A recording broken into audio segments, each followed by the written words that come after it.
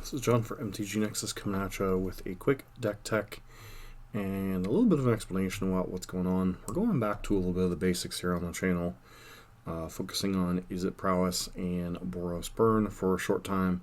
I still have some other couple of videos I've worked on. A couple of people asked me to took a look at some deck lists. Still going to do that, but we're going back to a simpler strategy for content on the channel for now. We're going back to taking a look at individual matches with Burn and Prowess, kind of the staples of the channel, you know, in amongst other dabblings with Arclight Phoenix when that was legal, 4-color Omnath when that was legal. Obviously, we've taken a look at a lot of other decks over time, but you know, the bread and butter of the channel has been red-based aggro, and so we're going to get back into that, starting out with kind of a simplified Izzet Prowess list. Those of you who may not be aware, Izzet Prowess, kind of the sister deck to Burn. It takes advantage of Prowess creatures like Monastery, Swift Spear, Soulscar Mage, Sprite Dragon, who's an honorary Prowess with upside, where it gets +1/+1 counters, and then Stormwing Entity, which is basically, in this deck a lot of times, a 3/3 flyer with Prowess for 2 mana. In order to trigger Stormwing Entity, you have things like Manamorphose, Gut Shot, Flashing Back, Lava Dart, Mutagenetic Growth, or just on turn 3 casting one of your random either ops or bolts or whatever. You know, this is one of the more difficult creatures to interact with in the format. A lot of times Bolt can't kill it, Fatal Push obviously can't target it. Path is really the only one of the 3 mana removal that can reliably deal with it most of the time. It also gives you a little bit of card selection when it comes into play, so overall a very powerful creature. Definitely a reason to be playing this deck. Beyond that, you are also a light up the stage deck, taking advantage of all the various card advantage that comes with that. And then you're very good against small creature decks with things like Lava Dart, Gut Shot, Bolt, Burst Lightning. Some versions play Wild Slash. You know, these kind of slots are a little bit like flexible as to what you're playing. But generally speaking, you play a lot of red-based removal. Very good against decks like Elves, other tribal decks, etc. Beyond that, a little bit of card selection with Ops, 4 copies of Manamorphose, obviously very powerful when you're playing, trying to chain a bunch of spells in a turn. Ideally, this deck tries to play creatures the first turn or 2, and then chain off a bunch of spells and potentially kill your opponent on turn 3. Have a decent amount of recouping card advantage with Light Up the Stage, different selections with Manamorphose and Opt. And, you know, playing 18 lands, including 3 Fiery Islets, a lot of times you get to cycle those lands as well. That is a little bit less than Burn plays, but still 18, 19 lands, generally the same when you're seeing this many cards. Sideboard. Spell Pierces and Mystical Disputes for various control decks and combo. Ether Gust, obviously very good against any type of red-based deck, so the Mirror, also decent against like the various Primeval Titan decks you might see in the format. A couple copies of Vapor Snag when you need something to remove bigger creatures that your red-based removal or red-based removal plus Soulscar Mage can't deal with. Sometimes gets a Death Shadow out of the way on a key turn, a Scourge of the Skyclaves, a Tarmogoyf, etc. Finally, Surgical Extraction, Tormod's Crypt, Soul God Lantern, one of each for the various graveyard decks. Not sure which one of these is correct, but the list that we are taking a look at today, which was originally by Giovanni MF, which I believe I've seen play this deck before. This is probably about a week and a half old list, as Magic Online has been doing a terrible job getting the deck lists out. 2 copies of a Braid, primarily for Chalice, but also comes in against various creature decks. 1 Kozilek's Return, sometimes this is 2 when you're expecting a lot of burn, primarily because it kills anything per red, kills Core Firewalker, kills Auriok Champion, both cards that otherwise could give you quite a bit of fits. And then finally, 1 copy of Bedlam Reveler, because a little bit of card advantage in some of the grindier matchups never hurts. And generally speaking, when people see this configuration, they aren't necessarily going to be expecting Bedlam Reveler, or if they do, it's kind of hit or miss. This is only a 1-up, not really a big deal. So that said, let's get into the first match. Back for the match, we're on the play, which is obviously a nice place to be with an aggressive deck, especially up against Penny Pincher. Not the most exciting opening hand, but we do have a Sprite Dragon, a couple lay up the stages, Burst Lightning potentially to interact. Do think we keep this hand, although once again a little bit questionable with no 1-drop creature, but let's pass turn to our opponent here. Got a chance to bolt an Arbor Elf perhaps, give her Runes. So we're probably up against Heliod, which is not probably the best matchup, but also probably not the worst. Probably a little bit rougher for Burn to deal with the arbitrary life gain out of the deck. A lot harder for them to deal with what we're doing necessarily.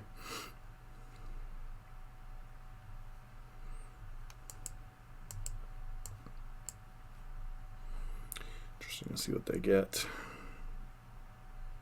Scourge of the Skyclays would kind of suck, but certainly a card they could get. Can at least deal them 2 damage, potentially refuel up, or 3 damage, sorry, between Metamorphose, lay up the stage, and that's presumably draw nothing, really. Devoted Druid. Oh, wow. Their Devoted Druid combo. That's not something I saw coming.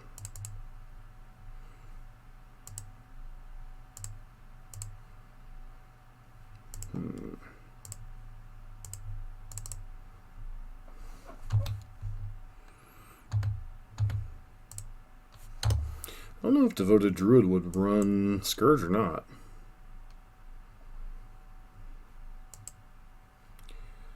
Definitely looking for some interaction. So for those of you who are not familiar with a little bit more, I don't want to say ancient versions of Modern, this is a deck that basically tries to set up an absurd amount of recursion and has an infinite combo, very similar to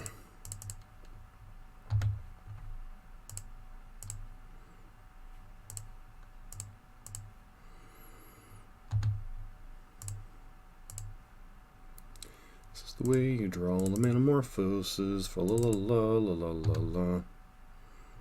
Storming at Sea would have been great to draw last turn, but opponent's just dead here. Sure.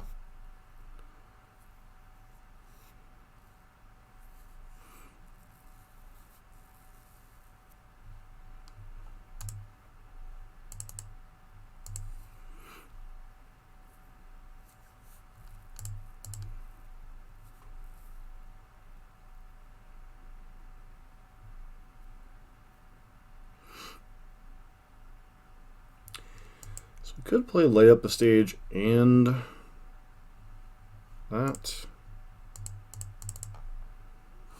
It's fine, I guess. Energetic Growth.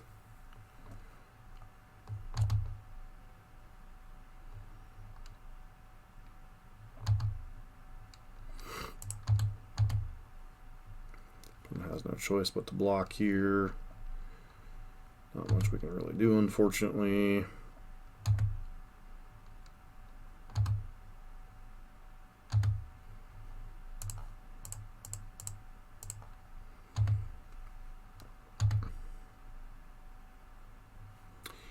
Yeah, I'm definitely interested in both of those.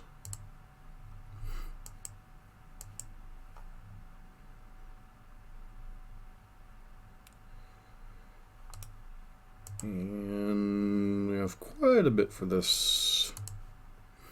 Yep.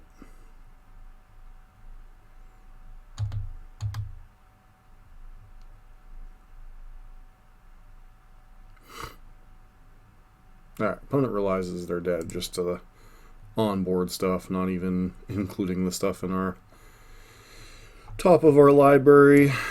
Kozilek's returns, pretty decent. Ether Gusts could potentially be okay, although I don't think we need them as much. Energetic Growth probably can go out. We bring in Vapor Snags. And that could bring in a Braids as well. The thing is, our deck is fairly well set up for this style of matchup. Like, Burn has a rough time with this deck to a certain extent because there's only so much removal in Burn. This deck leverages removal so much better when your opponent's not removing your own creatures. You wonder up. Okay.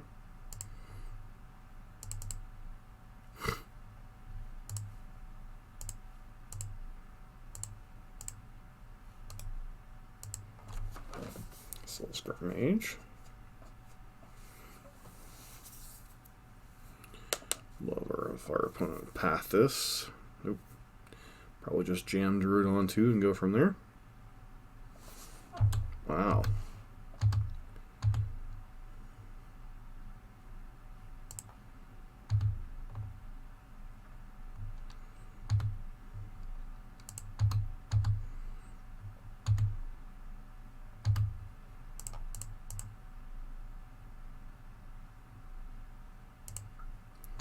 Obviously, we're losing a little bit of value here, but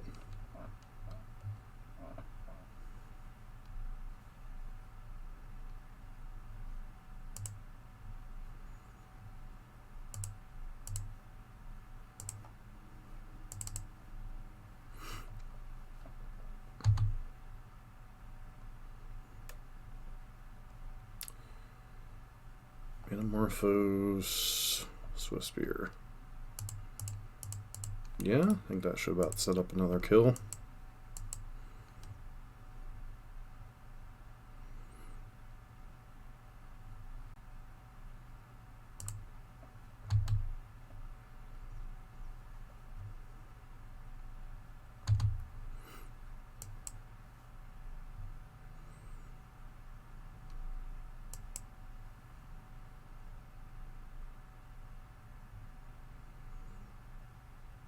Murray's Call, sure. 4 Burrington Fortune or something dumb. 4 Devoted Druid.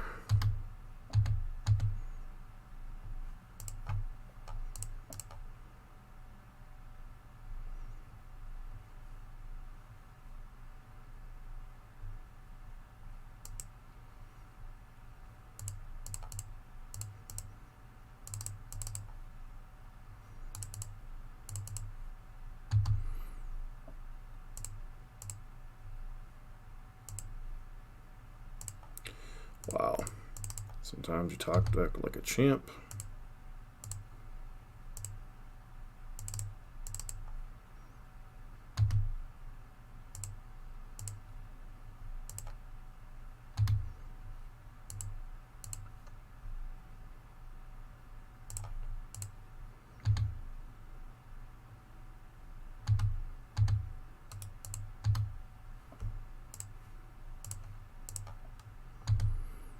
Turn 3 kill, no interaction. Actually, not. I guess not turn 3 kill, but put you to 1. Can't crack your fetch, and even with the Druid, you're dead. Nice. Off to an awesome start in this league.